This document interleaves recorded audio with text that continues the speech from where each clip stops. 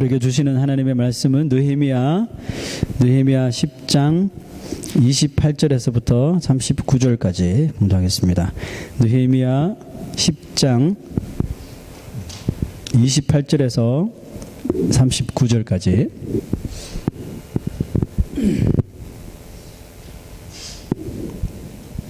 우리에게 주시는 하나님의 말씀입니다. 같이 봉독하겠습니다.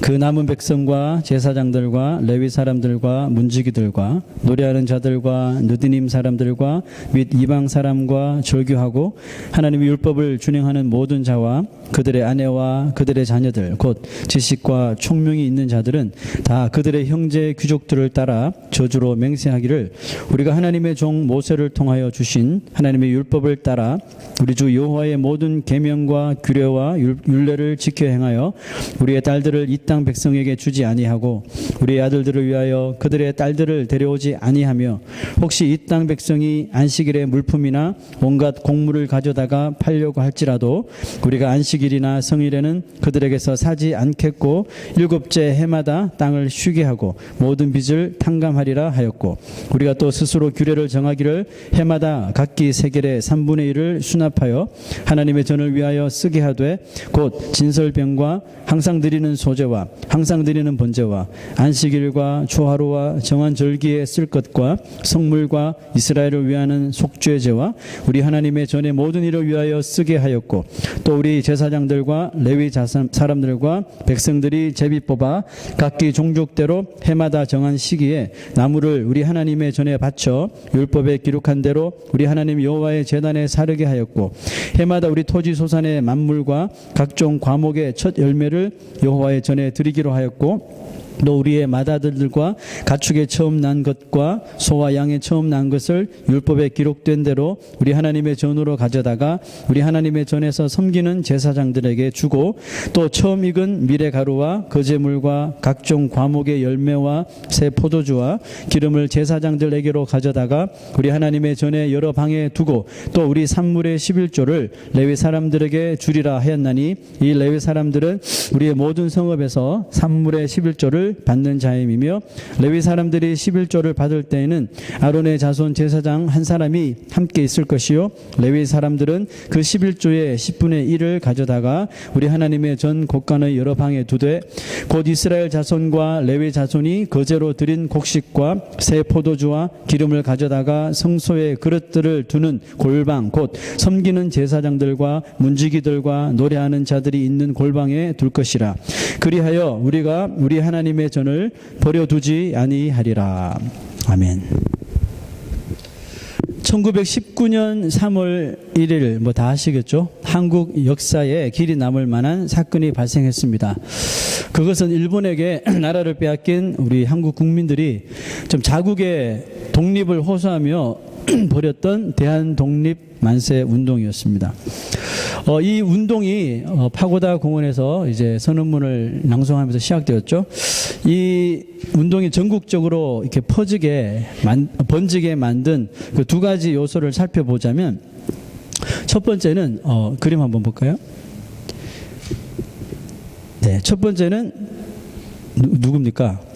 네, 민족 대표 33인이죠. 우리가 잘 아시죠? 네, 각 계층의 지도자급 되는 사람 33명이 모여서 이제 일본에 대항하여서 독립운동을 하겠다. 독립선언문을 작성하여서 발표하였고요. 두 번째 그림 볼까요? 두 번째는 독립선언문을 자기 마음으로 지지하는 수많은 국민들이 독립운동에 자신의 몸을 던졌기 때문에 이것이 한국 전역으로 이제 퍼지게 되었죠.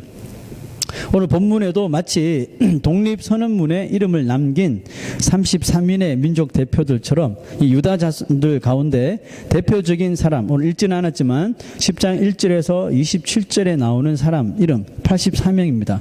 이 사람의 이름이 먼저 기록이 되었고 이들과 마음과 뜻을 같이 하기로 한 수많은 유다 백성들, 비록 그들의 이름은 기록되지 않았지만 그들의 마음만은 84명에 절대로 뒤지지 않습니다. 자, 이 사람들은 어떤 사람이었는지를 본문은 이렇게 설명하죠. 28절을 제가 다시 한번 읽어보면요. 그 남은 백성, 백사장들, 레위 사람들, 문지기들, 노래하는 자들, 느디님 사람들 및 이방 사람과 절교하고 하나님의 율법을 준행하는 모든 자, 그들의 아내와 그들의 자녀들, 곧 지식과 총명이 있는 자들, 이렇게 설명합니다. 여러분들이 보시기에 이름이 기록된 이 84명과 나머지 사람들, 비록 이름은 기록되어 있지 않지만 이 84명과 같은 혹은 더 간절한 마음으로 이 삶을 하나님 앞에 드리고 개혁하려고 하는 이 사람들의 지금 상태가 어떻게 보입니까? 마치 아까 보았던 그 그림에서 좀 애절하게 그 독립만세 운동에 참여한 자신의 삶을 전부 내바쳤던 그런 사람 같아 보이지 않습니까? 1919년에 살았던 한국 사람이라면 저마다 가슴을 뜨겁게 달구고 또 마음을 끌어오르게 한 것이 바로 이 독립이라는 그 단어였죠. 나라를 빼앗겼기 때문에. 나라를 잃었기 때문에 그 심정은 말하지 않아도 절실했을 것입니다. 이 절실했던 마음이 이 대표자들의 독립선언문을 시작으로 이렇게 본물 터지듯이 터져버린 거죠. 그래서 너도 나도 죽기 살기로 이 만세 운동을 위해 여자부터 시작해서 어린아이, 학생, 할아버지, 할머니 할 것 없이 일본의 그 총칼 앞에, 일본 군인들의 총칼 앞에 그냥 맨몸으로 뛰어들은 것이죠.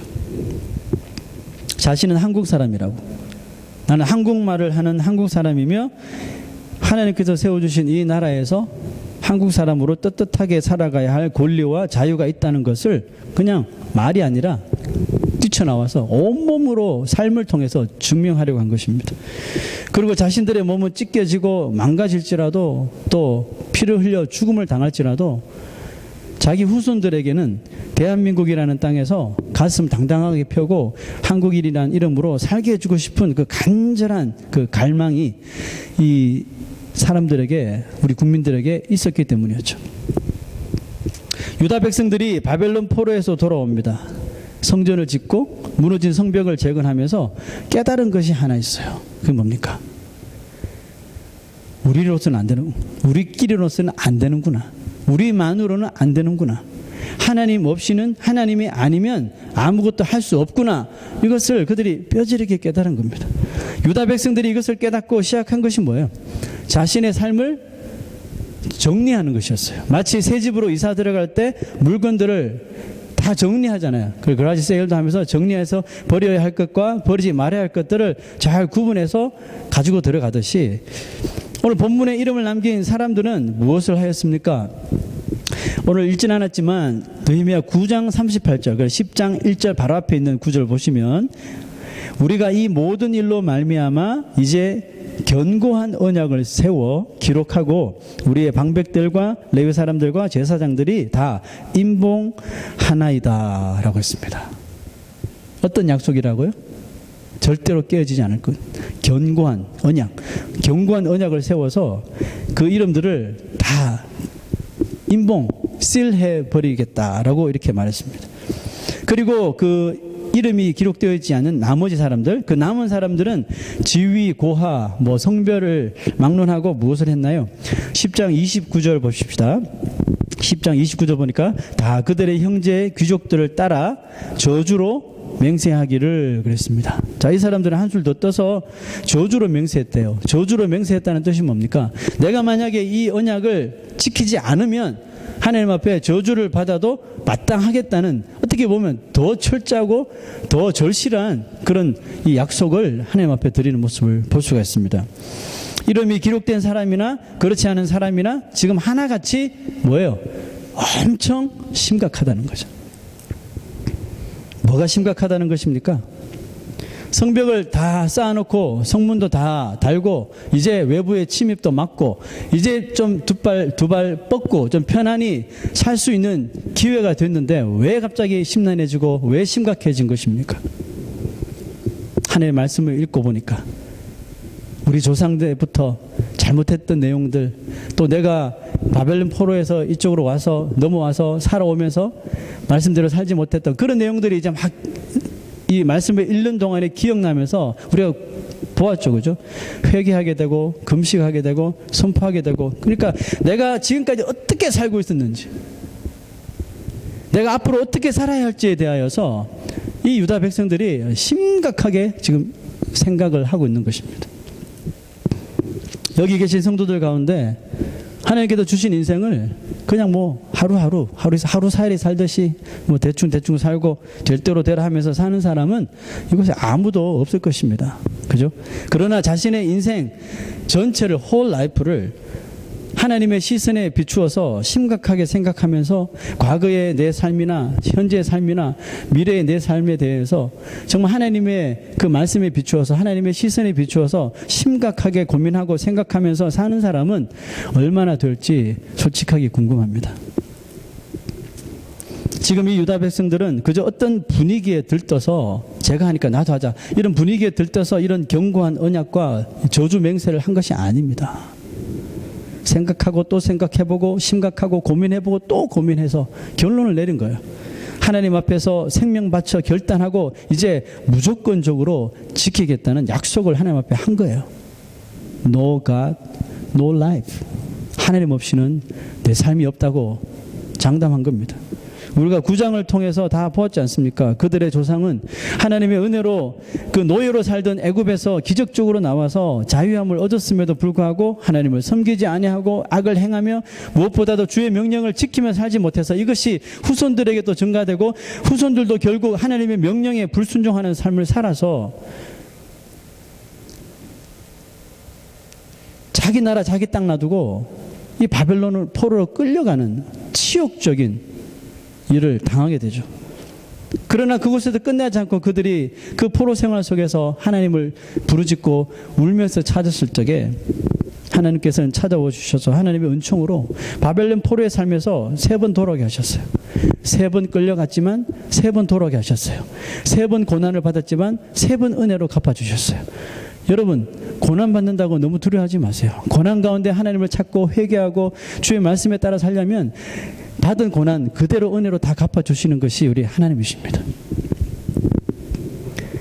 하나님의 놀라운 역사로 성전을 재건하고 또 무너진 성벽, 불타 없어진 그 성문을 다시 다 세우고 무려 52일 만에 이 성벽이 완공하고 이제 예루살렘 성 안에 거하게 되었는데 이제는 이전처럼 살아서는 안 되겠다는 그 마음이 불현듯 그들 마음속에 뚫고 들어온 거예요. 그리고 말씀과 회개를 통하여 이것을 심각하게 생각하고 드디어 깨달아서 결론을 내는 겁니다. 결단을 내린 거예요. 그들이 심각하게 자신의 삶을 돌아보며 하나님 앞에 맹세한 것이 오늘 본문 말씀인데요. 이것을 5가지로 간단하게 요약할 수가 있습니다. 첫 번째는 내 딸 이방 사람들한테 주지 않고 이방 사람들의 자식 우리 자녀로 삼지 않는 거 뭡니까? 이방 사람들과 절교한다는 거죠. 피를 섞지 않겠다는 거죠. 두 번째는 안식일과 성일에는 물건을 사는 행위를 하지 않는 것. 그 이전에는 안식일에도 그 이방 사람들이 유다 백성들이 필요한 물건들을 한가득 싣고 와서 막 이렇게 판매를 할 때 그냥 뭐 이눈치 저눈치 보면서 막 사들였다는 거죠. 안식일 마음대로 막 범하면서 어겼다는 거죠. 이런 모습 다 떠올리면서 이제 안식일과 성일에는 절대로 물건을 사는 행위를 하지 않겠다는 것. 세 번째, 안식년. 1년, 2년, 3년, 4년, 5년, 6년을 열심히 일하고 7년째 되는 날은 땅을 다 쉬게 한다는 거죠. 쉬게 하고 나에게 빚졌던 사람들의 빚을 다 탕감해 주는, 그죠? 그 다음 4번째는 하나님의 전을 위하여 나의 물질을 드리겠다는 것. 5번째는 모든 소산의 처음 것과 11조를 레위 사람들을 위하여서 드리겠다는 것. 이 5가지가 그들이 저주로 맹세한 견고한 언약이었습니다. 왜 5가지 맹세가 주는 이 영적인 교훈, 이제 우리 시대에 우리에 맞게끔 이것을 풀어야 되겠죠? 영적인 교훈이 무엇일까요? 저는 이 5가지를 2가지의 월드로 한번 풀어봤어요. 첫 번째는 구별, 두 번째는 희생. discrimination and sacrifice. 구별과 희생입니다. 하나님 앞에. 5가지를 잘 살펴보세요. 5가지는 하나님을 모르는 사람, 하나님을 믿지 않는 사람들은 그냥 소귀의 경읽기죠.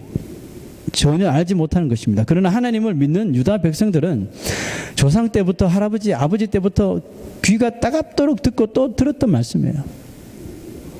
늘 귀에 들려진 말씀임에도 불구하고 살다 보니, 우리가 흔히 하는 말 있잖아요.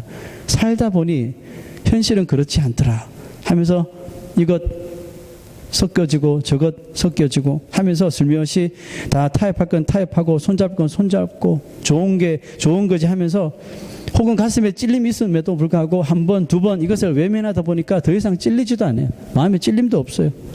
이런 영적인 상태에 빠졌던 유다 백성들.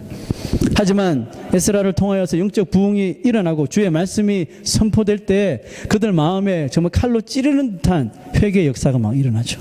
자기의 죄뿐만 아니라 자기 아버지 때, 할아버지 때, 조상 때 지었던 불순종했던 것까지 다 떠올려가면서 회개하지 않고서는, 죄를 토로하지 않고서는 견디지 못할 그 심각한 영적인 상태가 보여지더라는 겁니다.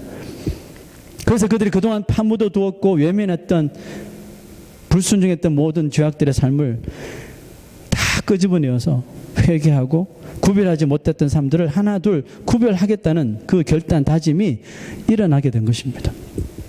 하나님은 우리가 이 세상과 또 믿지 않는 자들과 모든 것이 좀 구별되기를 원하셔요. 이거는 자녀를 가진 부부랑 똑같아요. 우리 자녀들이 학교를 가잖아요. 학교 가면 누구나 생각하는 것이, 모든 또래 아이들이 있는데 내 아들은 좀 이렇게 틀렸으면, 내 자녀는, 내 딸들은 좀 틀렸으면, 좀 달랐으면 하는 마음이 다 있어요. 왜요? 내 자녀이기 때문에 그랬어요. 하나님 우리를 창조하시고 우리가 이 세상과 좀 구별되기를, 모든 면에서 구별되기를 원하셔요. 교회 가고 교회 안 가고의 구별만을 말하는 것이 아닙니다. 솔직히 요즘 시대에 여러분 그걸로는 더 이상 예수 믿는 사람인지 안 믿는 사람인지 구별이 안 돼요. 미국에서 한인들 모여 있으면 절반 이상은 다 교회 다녀요. 그죠? 하나는 가서 전도해 보면 다 교회 다닌대요. 한인들 만나면 다 교회 다닌대요. 진짜 다니는지 모르지만. 그래서 뭐 어떤 그룹에서도 저 교회 다니기 때문에 이것은 할 수 없습니다 이렇게 말하면요, 그런데 나도 교회 다녀 그럽니다. 뭐 혼자 유별나게 그러지 말라고 오히려 큰 소리 칩니다. 그러면 그게 당당하게 나서서 말씀대로 살겠노라 해야 되는데, 그렇게 하지 못하고 이 유다 백성들이 한 것처럼 슬며시 꼬리를 내려요. 슬며시 꼬리를 내려요. 그러면 더 이상 그곳에서 온전한 그리스도인의 모습을 우리는 절대로 나타낼 수가 없는 거죠. 하나님께서 창조하신 이 창조의 특징은 구별함에서부터 시작됩니다. 아무것도 없었던 공허함에서 하나님께서 빛이라는 것을 구별해 주셨잖아요. 이 공허함에서 빛으로 구별하시고 해와 달과 별을 이렇게 낮을 밝히고 밤을 밝히고 구별해 주셨잖아요. 땅에는요, 동물들과 식물들이 살도록, 바다에는 물고기들만 살도록, 하늘에는 새들이 날아다닐 수 있도록 다 구별해 주셨어요. 이거 인간이 어떻게 할 수가 없어요. 물고기가 하늘을 나는 거 봤습니까? 새가 물속에 들어가서 오래 사는 거 보셨어요? 뭐 일시적으로 들어간 거 있지만 그냥 평생 사는 거 없잖아요. 왜? 하나님께서 구별해 주셨기 때문에요. 여러분, 사람도 하나님 형상 따라 지으시면서 하나님이 다른 피조물들과 구별해 주셨어요. 무슨 구별을 하셨나요, 여러분? 다른 피조물들은 창조 그대로, 그러니까 본능적으로 하나님의 그 창조하신 목적에 반응하게 만들어 주셔요. 자동적으로. 그래서 계절이 바뀌고 그러면 새들이 추운 데로 갔다가 다시 집으로 돌아온다든지 뭐 이런 본능적인 것들로 하나님께서 아예 애시당초 만들어 주셨는데, 인간에게만은 그렇게 안 하셨어요. 인간에게는 free will, 자유의지로 주셨단 말이에요. 자유의지를 왜 주셨어요? 네가 좀 스스로 이제 다른 동물들과 하지 말고 너 스스로 좀 구별하여서 살아보라는 거죠. 하나님은 거룩하시니 너희도 거룩하라. 좀 거룩하게 구별돼서 살아보라고 자유의지로 주셨단 말이야. 그러면 누구는 구별돼 살 수 있고, 누구는 예수 하나님을 믿으면서도 구별되지 않은 삶을 살 수 있다는 말이야. 이거 하나님께서 우리에게 자유의지로 주셔서 그래요. 내가 하나님의 사람이라는 것을 이 세상 속에서, 이 세상이 얼마나 어둡든지, 이 세상이 얼마나 죄악스럽든지, 예수 믿기 얼마나 힘들어도 구별되어 살아라고 주신 것이에요. 그런데 그게 안 되는 겁니다. 예수 믿는데도 그게 안 되는 거예요. 거듭났는데도 이게 안 되는 거예요.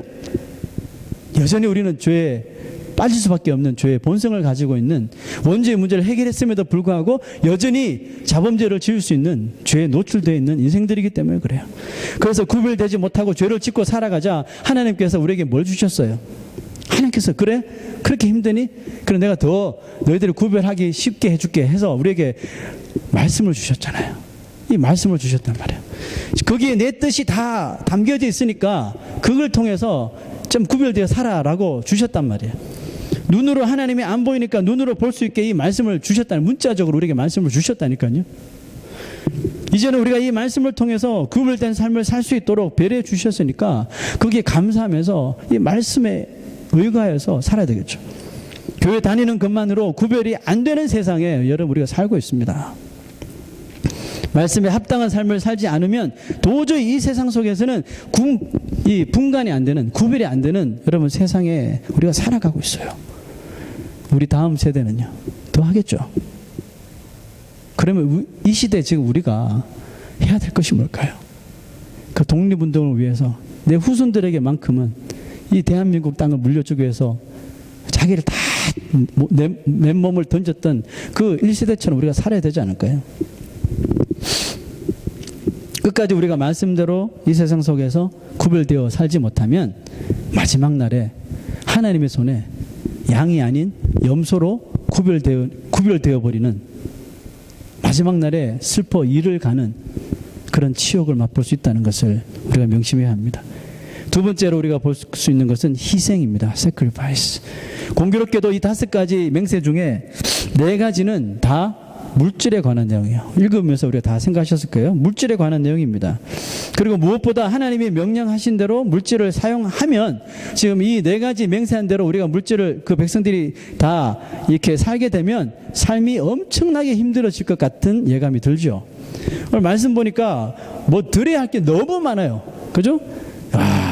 우리가 신약시대에 태어난 게 얼마나 감사한지 모르겠죠. 그죠?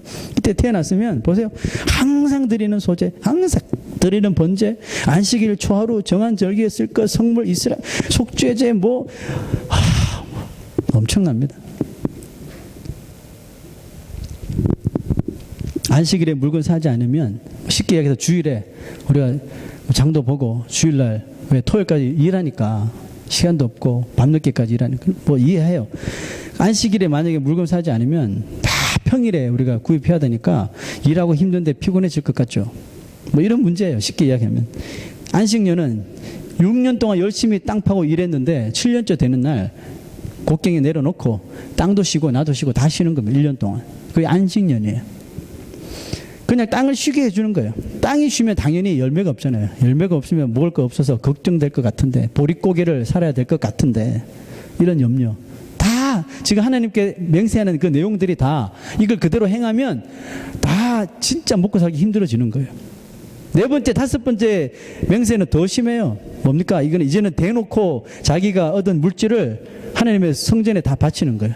성전에 세금으로 드리고 또 레위인들을 위하여서 11조를 드리고 이거 다 바치라고 하니 얼마나 마음이 씁쓸해지겠습니까? 여러분 우리가 기억해야 될 것이 있어요. 안식의 법은 우리 모두가 나 때문에 이 세상을 나 때문에 사는 것이 아니라 바로 하나님 때문에 산다는 것을 하나님께서 가르쳐 주시기 위하여서 세우신 법이라는 것을 우리가 기억해야 돼요. 하나님은 6일 동안 창조 사역을 하시고 7일째 쉬셨다 그랬죠. 그냥 쉰 게 아니에요. 이 날을 특별히 구별하셨어요. 쉬는 날을 구별하셔서 이날 엄청나게 복을 내려주신다는 거죠. 그날을 구별하시고 아예 계명으로 지키라고 그랬잖아요. 안식을 기억하여 성일로 지켜라. 10계명 4계명이 나오잖아요. 왜 그렇습니까? 그날 일 안 하고 쉬어도 죽는지 안 죽는지 한번 보라니까 말씀하시는 거 아니에요? 저 예수 믿고 지금까지 주일에 일한 적 한 번도 없습니다. 주일에 일한 적 한 번도 없는데 안 굶기고 하나님께서 살게 해주시더라고요. 오히려 주일날 일 안 하니까 더 배부르게 먹게 해주셨어요. 나는 지금까지 6일 열심히 일하고 주일은 쉬는 사람 중에 망했다는 사람 솔직히 본 적 없습니다. 그렇지만 반대로 7일 동안 죽어라 이랬지만 망한 사람 여러 봤습니다. 이게 왜 그래요?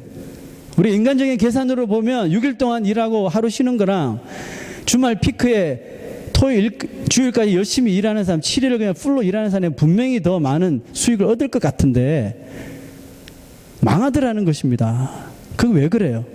하나님이 제정하신 그 안식법을 따르지 않았기 때문에 그렇습니다. 인간의 흥망성쇠, 인간의 흥하고 인간이 망하는 것, 인간이 죽고 인간이 사는 것이 여러분 우리에게 달려있는 것 같죠? 내 손에 달려있는 것 같죠?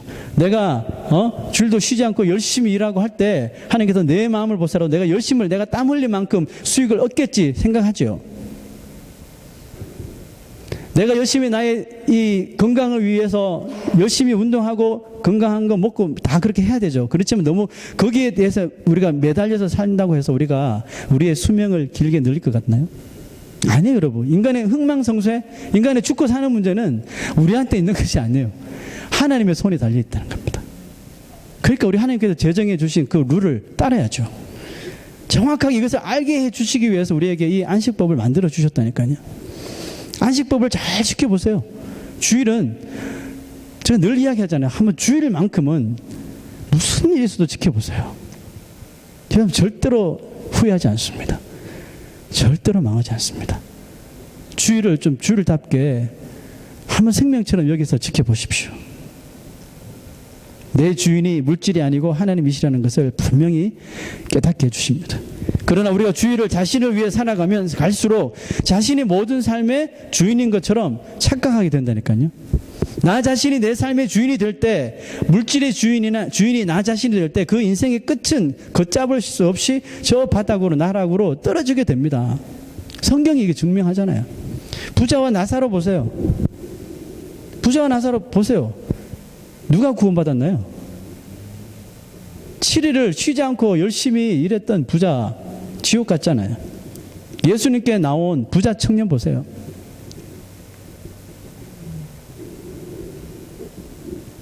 내 영혼아 이제 편안히 먹고 살찌어다 하고 창고 더 지었던 어리석은 부자 보세요. 자기의 성공, 자기의 생명, 자기 마음대로 할 수 있었나요? 내 영혼아 이제 너무 곡식이 많고 또 창고를 넓혀야 할 정도니까 편안한 거예요. 편안하고 이제 내 영혼아 이제 됐어. 편안히 쉬자. 그날 밤 예수님께서 그 부자의 영혼을 데려가셨어요. 그러면 그것이 다 누구 것이 되냐? 그게 얼마나 어리석은 부자입니까?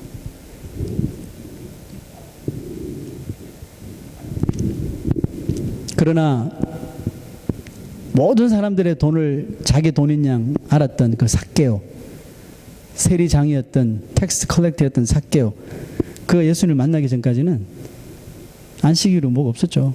다 돈을 긁어 모으는데 모든 자기의 것을 다 투자했습니다.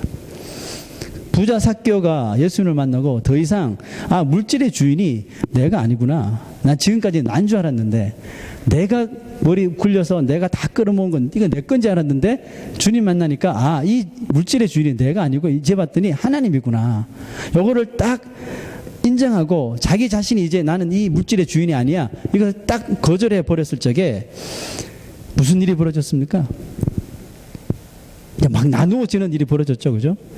내가 말씀 순종하지 않았고 죄를 지었으면 거짓말 했으면 뭐 4배로 갚겠고 예전에 끌어모으기 바빴던 물질을 이제 밖으로 나누어 주기 바쁜 삭개오로 변화됩니다. 그런데 문제는 뭐냐면 이거 다 나눠주고 부족할 것 같은데 나눠줄 때 오히려 내 마음속에 그 삭개오의 마음속에 기쁨과 은혜가 더 넘치더라는 것입니다.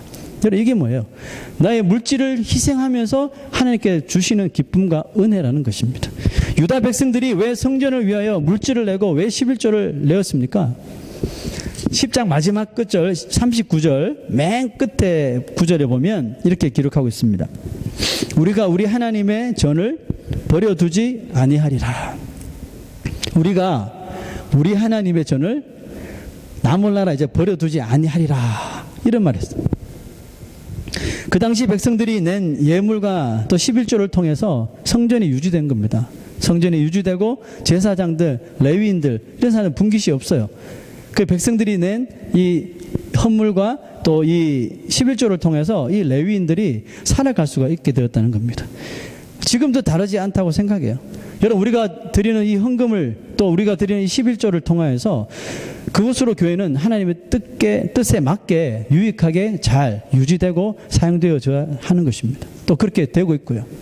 교회는 영리단체가 아니에요. 교회는 돈 버는 장소 아니라니까요.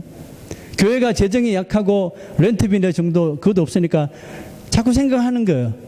건물이 있는데 점점 모게지나 유틸리티 낼 돈도 없고 그래서 머리를 쓰는 거예요. 교회를 렌트해주고 렌트비를 받아서 이 교회 재정을 유지하자. 여러분 그 생각이 하나님께로부터 나온 생각이라고 생각해요? 사람으로부터 나온 생각이라고 생각해요? 당연히 사람이죠. 교회가 재정이 없다고 건물을 통해 이익을 남기고 그 돈으로 교회를 운영하는 것은 절대로 하나님 뜻이 아닙니다. 물론 교회가 선한 일을 위하여서 가난한 과부와 고아들을 돕기 위해서 우리가 수익을 얻을 수는 있습니다. 그러나 우리가 수익을 얻은 돈으로 교회를 운영하는 것은 절대로 하나님의 뜻이 아닙니다. 교회의 유지는 무엇을 통해서 돼야 돼요? 교회의 유지는 성도들의 희생이 담긴 이 물질을 통해서, 이 헌금을 통해서만 이루어져야 돼요. 이것이 성경적입니다. 이것을 자꾸 가르쳐야 되는데 자꾸 저는 여러분들 마음에 찔리는 말을 잘 못하거든요. 그런데 말씀이 하라고 하니까 해야 되는 거죠. 교회는 그렇게 유지돼야 돼요. 우리 집은 아무런 문제 없이 먹고 살 문제 없이 평안하니까 두 손 놓고 있으면 안 돼요. 적어도 우리가 이 건강한 교회라고 하는 교회에 성도된 자들이라면 우리는 같이 해야 된다는 거예요. 같이 어려울 때 같이 우리가 물질을 들여 하나님의 전이 정말 올바로 잘 유지되고 또 올바로 하나님의 뜻대로 교회가 잘 사역을 감당할 수 있도록 우리가 이 물질에 대한 희생을 해야 한다는 것입니다. 성전은 뭐라고 했습니까? 이 교회는 교회의 그리스도의 몸이라 그랬죠. 그죠? 교회는 그리스도의 몸이라 그랬어요. 그러면 그리스도의 몸이 부서지고 망가지는데 그것을 그냥 지켜보는 성도가 과연 온전한 성도이겠습니까? 지금 우리 교회는 그렇지 않지만 만약에 우리 교회가 빚더미에 생각만 해도 끔찍한데 빚더미에 오르고 재정지사님 날마다 목사님 다음 주는 어떻게 삽니까? 이런 말 하고 이런 경우에 처했을 적에 만약 그런 경우에 처하면 저는요 이 강단에서 떳떳하게 여러분들한테 이야기할 거예요. 여러분 지금 교회가 이 모양입니다.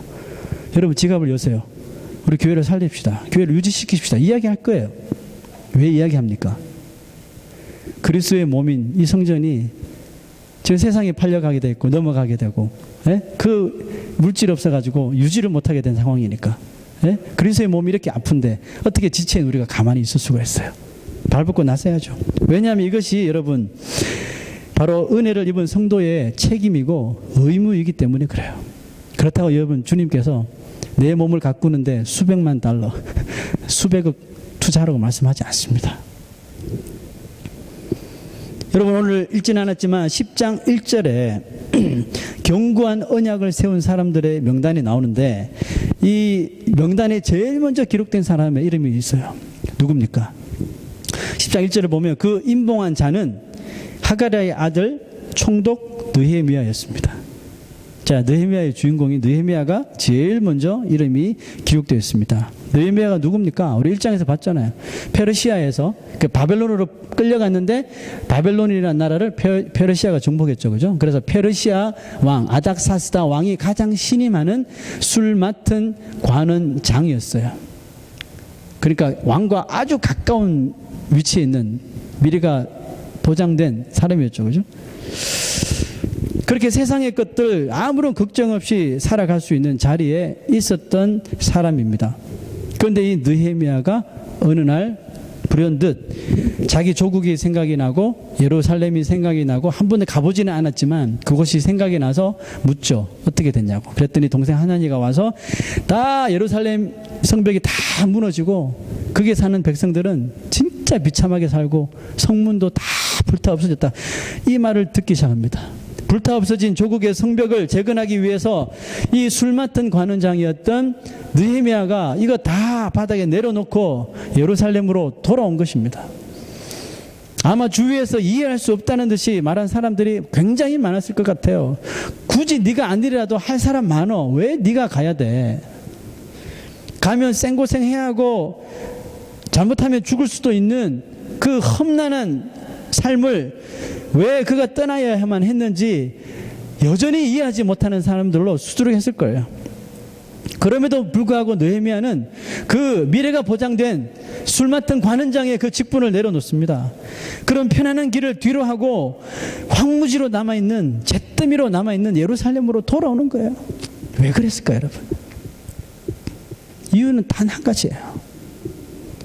지금 이렇게 술 맡은 관원장으로 아무런 문제 없이 편안하게 사는 것이 지금 이 시간 하나님이 원하시는 것이 아니라는 것을 깨달았기 때문에 그래요.